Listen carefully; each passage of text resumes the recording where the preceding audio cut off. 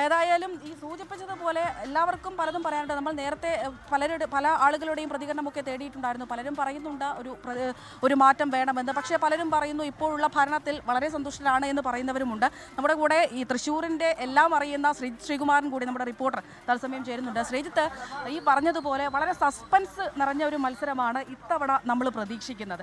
കാരണം കഴിഞ്ഞ ലോക്സഭാ തെരഞ്ഞെടുപ്പിലെ ഫലം നമുക്കറിയാം, നിയമസഭാ തെരഞ്ഞെടുപ്പിലെ ഫലം അറിയാം, എന്തൊരു പറയുന്നു തദ്ദേശ തെരഞ്ഞെടുപ്പിലെ ഫലം എല്ലാം വ്യത്യസ്തമാണ്. അപ്പോൾ എങ്ങനെയായിരിക്കും, എന്തായിരിക്കും തൃശ്ശൂർക്കാരുടെ മനസ്സിൽ?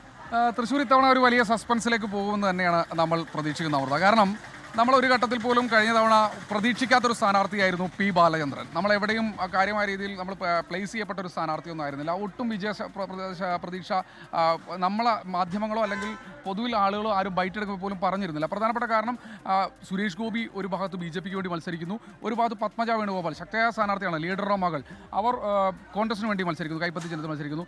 അങ്ങനെ ശക്തമായൊരു മത്സരം നടക്കുന്ന ഒരു ഘട്ടത്തിൽ ഏറ്റവും അവസാന ടൈമിലാണ് അതാണ് ശ്രീജിത്ത്, കാരണം അവസാന നിമിഷം വരെ ഈ രണ്ട് പേര് തന്നെയായിരുന്നു. അതാണ് അതിലെ പൊളിറ്റിക്കൽ സസ്പെൻസ്. ഇവർ വോട്ടുകൾ പരസ്പരം അങ്ങോട്ടും ഇങ്ങോട്ടും പിടിക്കുന്നു. ആ വോട്ടുകൾ പിടിക്കുമ്പോൾ ഒരു മേഖലയിൽ പി ബാലചന്ദ്രൻ എന്ന ഇവിടുത്തെ നാടറിയുന്ന ഒരു മനുഷ്യൻ, ഒരു സാധാരണക്കാരൻ, അയാൾ സാധാരണക്കാരുടെ വോട്ടുകളും അതുപോലെ തന്നെ ലെഫ്റ്റിൻ്റെ CPM CPI വോട്ടുകൾ വളരെ കുറച്ചുള്ളൊരു പ്രദേശമാണ്. സുനിൽകുമാറൊക്കെ മറ്റ് മേഖലകളിൽ വോട്ടുകൾ പിടിക്കുമ്പോൾ അത് പിടിക്കാനുള്ളൊരു കാലിബറൊക്കെ ഉള്ളൊരു നേതാവാണ് ബാലചന്ദ്രൻ ചോദ്യം ഉണ്ടായിരുന്നു. പക്ഷേ കുറച്ച് അധികം വോട്ടുകൾ CPMന് CPIയുടെ വോട്ടുകൾക്ക് പുറമെ വളരെ ചുരുക്കം ചില ഗ്രാമീണ അല്ലെങ്കിൽ തീർത്തും അങ്ങനെയുള്ള കുറച്ച് ആളുകളുടെ വോട്ടുകൾ കൂടി ബാലചന്ദ്രൻ പിടിക്കുന്നു. വലിയ ഭൂരിപക്ഷമൊന്നുമില്ല, 900-ലധികം വളരെ ചെറിയ 1000-ൽ താഴെയുള്ള ഒരു വോട്ടിൻ്റെ ഭൂരിപക്ഷത്തിൽ ബാലചന്ദ്രൻ വിജയിച്ചു വരുന്നു. ഒരു ഘട്ടത്തിൽ പോലും സുനിൽകുമാറിന് ശേഷം പി ബാലചന്ദ്രൻ എന്ന് പറഞ്ഞ ഒരു MLA നമുക്ക് കിട്ടുന്നു. തൃശ്ശൂരിൽ അതാണ് ഏറ്റവും വലിയ അടുത്ത സ്ഥാനം എന്ന് പറഞ്ഞാൽ പത്മജ വേണുഗോപാൽ അന്ന് UDF സ്ഥാനാർത്ഥിയായിരുന്നു, 2 തവണ UDF സ്ഥാനാർത്ഥിയെ മത്സരിച്ചു. ഇന്ന് NDAയിലേക്ക് പോയിരിക്കുക. അതെ, ഷാളൊക്കെ ഇട്ട് ഇപ്പോൾ NDA സ്ഥാനാർത്ഥിയെ താമര ചിഹ്നത്തിൽ അവർ മത്സരിക്കാൻ ഏറ്റവും നമ്മളിപ്പോൾ ഈ നിൽക്കുന്ന സമയത്ത് വലിയൊരു സമരം അവിടെ വളരെ ഭാഗത്ത് നടത്തിക്കൊണ്ടിരിക്കുന്നത്. നേരത്തെ നമ്മൾ റിപ്പോർട്ട് ചെയ്തതാണ്. കിറ്റൊക്കെ കൊടുക്കുന്നു എന്നുള്ള ആക്ഷേപം, അങ്ങനെ എല്ലാ തരത്തിലുള്ള ആക്ഷേപങ്ങളും ഈ മേഖലയിലുണ്ട്. എന്തായാലും സസ്പെൻസ് നിറഞ്ഞതാണ്. എന്തും സംഭവിക്കുക. രാജൻ ജയപാലനുണ്ട്, പത്മജ വേണുഗോപാലുണ്ട്, നിലവിൽ ആലങ്കോട് ലീലാകൃഷ്ണനുണ്ട്. ആരും ദുർബലരല്ല. ഇവർ പറയുന്നത് പോലെ ഞാൻ ആലങ്കോടിനെ ഒരു ഘട്ടത്തിൽ പോലും ദുർബലനായി കാണുന്നില്ല. കാരണം പാർട്ടി വോട്ടുകളുണ്ട്, അത് പിടിച്ചാൽ ഒരു പക്ഷേ വിജയിക്കാമെന്ന് അവർ പറയുന്നുണ്ട്. പക്ഷേ രാജൻ ജയപാലൻ, പത്മജ വേണുഗോപാൽ 2 അധികാരമാണ് മത്സരിക്കുന്നത്. എന്തും സംഭവിക്കാം തൃശ്ശൂർ. വളരെ ശക്തമായ ഒരു ത്രികോണ മത്സരം തന്നെയാണ് തൃശ്ശൂർ മണ്ഡലത്തിൽ പ്രതീക്ഷിക്കുന്നത്.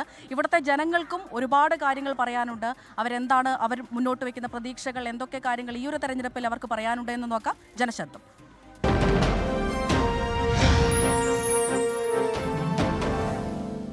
പ്രതീക്ഷ മിക്കവാറും രാജൻ പലനാണ് പ്രതീക്ഷ കാണുന്നത് എന്നുള്ളതാണ് എൻ്റെ അഭിപ്രായം. പിന്നെ നമ്മുടെ കനാലിൻ്റെ മോളും കുഴപ്പമൊന്നുമില്ല. മറ്റാളെ പിന്നെ നാട്ടിൽ അറിയില്ല. നമ്മൾ CPI സ്ഥാനാർത്ഥിനെ ആലങ്കോടിനെ അറിയില്ല ആൾക്കാരെ അറിയില്ല. പക്ഷെ ആളെ കുഴപ്പമില്ല. അവർ 3 സ്ഥാനാർത്ഥികളും തുല്യരാണ്.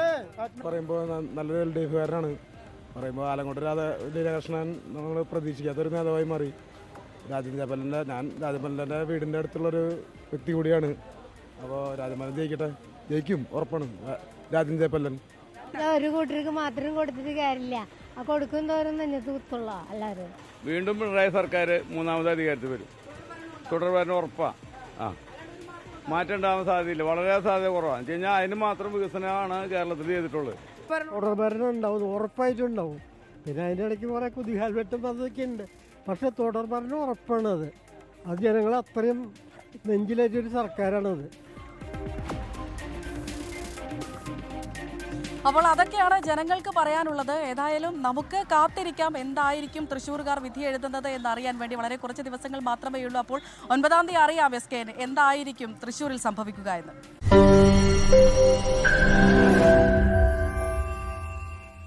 ലോകത്തെവിടെയായാലും ഏത് സമയത്തും 24 വാർത്തകളും ഓഗ്മെന്റഡ് റിയാലിറ്റി പാക്കേജുകളും എക്സ്പ്ലെയിനറുകളും വിശദമായി കാണാൻ ഞങ്ങളുടെ YouTube ചാനൽ നിങ്ങൾക്ക് സബ്സ്ക്രൈബ് ചെയ്യാം.